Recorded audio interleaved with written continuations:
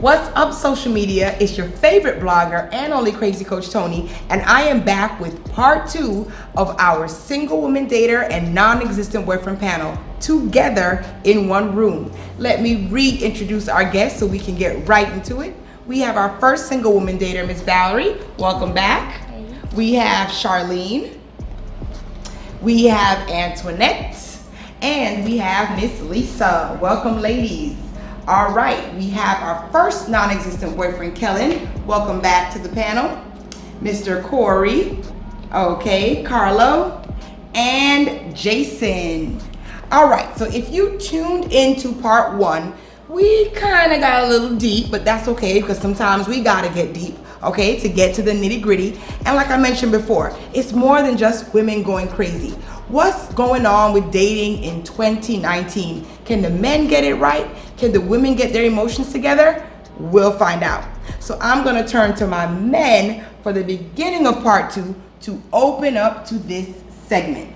So men, welcome back again. So as you know, a big part of this panel deals with the ups and downs of dating. And I really want to hear what you guys have to say, okay? I want you to keep it raw so our ladies can be in tune with how you're thinking. All right, so that brings me to my very first question. Any one of you can chime in and answer.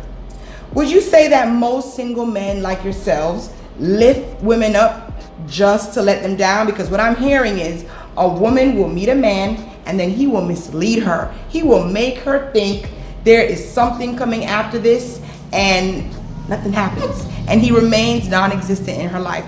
So would you say that's a problem with men? They're misleading women to lifting them up to bring them down? I feel like it depends on the stage of the man in his life at that time. I mean, if you have a man that's younger and he's only going after one thing, of course, naturally, he's going to put on that facade to lift you up to get what he wants, and then you're going to be let down.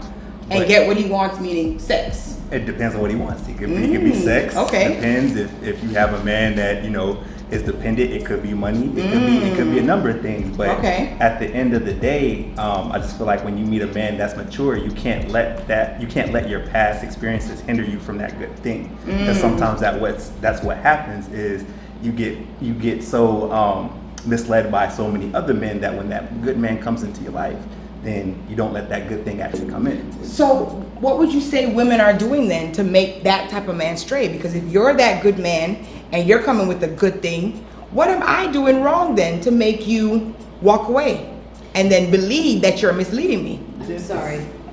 I just want to ask a question. Sure. I feel like men at a certain age are straightforward after the fact, right? So 5 years down the road when you run into them, or 2 years later, they're like, I shoulda, woulda, coulda. And they think about it and they realize that they should have been a different man with you. But by that point, it's usually too late. Right. And you may have tried to have that conversation. You may have tried to initiate that aspect of your relationship, but he wasn't ready. And that's usually what I feel like the feedback is that man is not ready at that time. I mean, in my opinion, you're dealing with a man that's going through a transition at that point. You're dealing with a man that's going from that boyhood to manhood, and you don't know really what side of the fence you want to go on. You got some men that are stuck in, okay, I want to be that player. And then you have the man that's like, yo, I'm trying to be on the straight and narrow, but it's still that divide there. So I think that's sometimes what you can face. And personally, I think it's emotional Russian roulette. Unfortunately, we're living in a culture, as they say, a hookup culture, where there's a personal hell that women are going through, where they deal with these individuals that haven't evolved from that boyhood to that manhood status, as my brother Corey has well stated. The key role to understand how a man wants to do what's necessary to make a relationship or just make a woman feel that she is worthy is dependent on where he is at with his within himself, and to try to understand what his EQ is. Now, there's let me break that down real quickly. We all know what IQ is, which is intelligent quotient, right? Well, EQ is the intelligent quotient. I'm sorry, the emotional quotient, which says that if you are attached to something, then you give more value to it. So is the man himself attached to you to where he can value you to where you want to be valued? And see, that's the piece. And I'm not trying to cut you off, Carlo, but I meet you in the mall. We exchange numbers. I'm not thinking that far ahead. I'm not thinking that deep. What I'm thinking is, hey, you look good. Apparently you thought I look good, right? We're just going off of surface level things, like most humans do. And 2-3 weeks down the line, or maybe a month, 2 months down the line, I feel betrayed. You know, gave me all the verbal caressing that you could, and now I feel like, you know, I slept with you, we went out on a couple dates, this is turning into nothing. And going back to what I said earlier, you misled me. You brought me up to let me down. I don't know your background. I think the question becomes too, when you're in a situation like that, before you even did whatever it is that y'all did, was there an expectation, was there a discussion had with that person? Because at the end of the day, if you're not having that discussion, it's open field. Hey, that's a great point. But if you're not even talking about consent, you're not talking about that aspect of your relationship. Exactly. What type of consent? I don't understand. Like, do we want to do this? Like, where are we going? Do we want to have sex?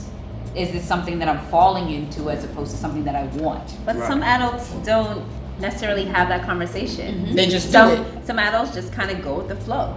And I also think that it's also an age thing, right? Yeah. I grew up in an age where we didn't have social media, and then we did have social media. Right. So my response to things are very different than like maybe my sister who's 10 years younger. But see, I think that's where the mistake is made too, is that everybody's mindset is stuck on where we were at then versus where we are now. You have to know where we are now. If you're stuck in a mindset of, oh, back then, you know, when I slept with a person or did whatever with a person, that it instantly led to a relationship, that's not today's world, unfortunately.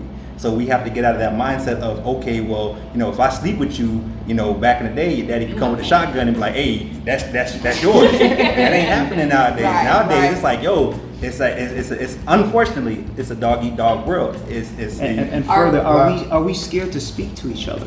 Yeah. Yes. You know, communication is important. We all Exactly. know that.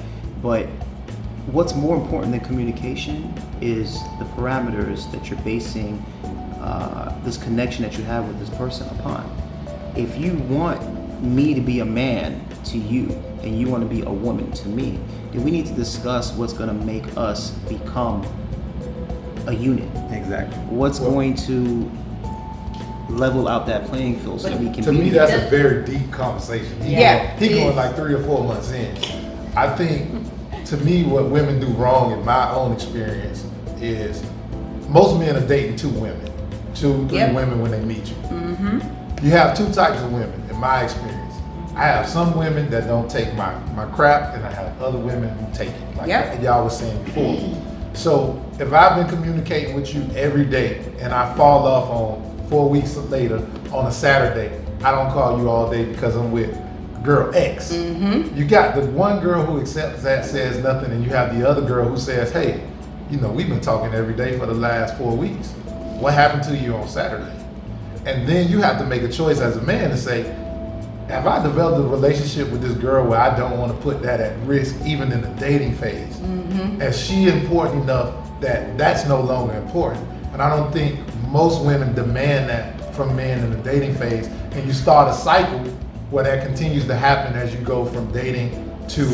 But see, I don't agree with that, because at the end of the day, when you say this person's not demanding that of somebody, at the end of the day, if you haven't had that conversation, you can't really demand anything from anybody. And that's the controlling your crazy part. Exactly. That's the controlling your crazy part. That's the part the other issue of that is accountability, right? So when you hold a man accountable, especially at a certain point, if he's not ready for it, then you become his mom. No, well, this is the problem. No, hold on. This is the problem. This is the problem. I'm going to tell you what the problem with that is. Because when you're saying, oh, when you become his mother, why are you becoming his mother? Are you becoming his mother because he asked you to, or are you becoming his mother because you choose to? Because that's the part where people decide to go crazy. But in accountability, like you shouldn't automatically, because to me, if you're saying that I become your mother because I'm holding you accountable, it's because this is not what you want. But what exactly are you holding me accountable of is the question. That I'm not going to accept certain types of behavior. But have you had that conversation with that person to say what your expectation is? But when you have that conversation, that's different. Then they back off. Hey, round one. Round one. Corey and Antoinette.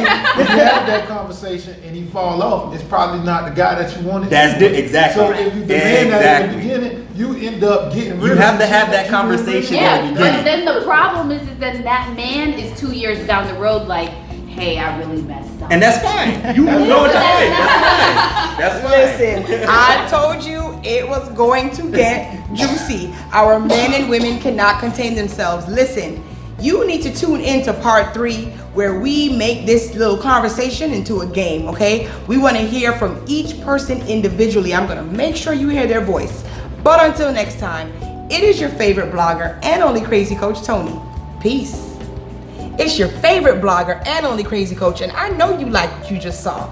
Please like, subscribe, and share. Go on over to Creative Magazine Inc.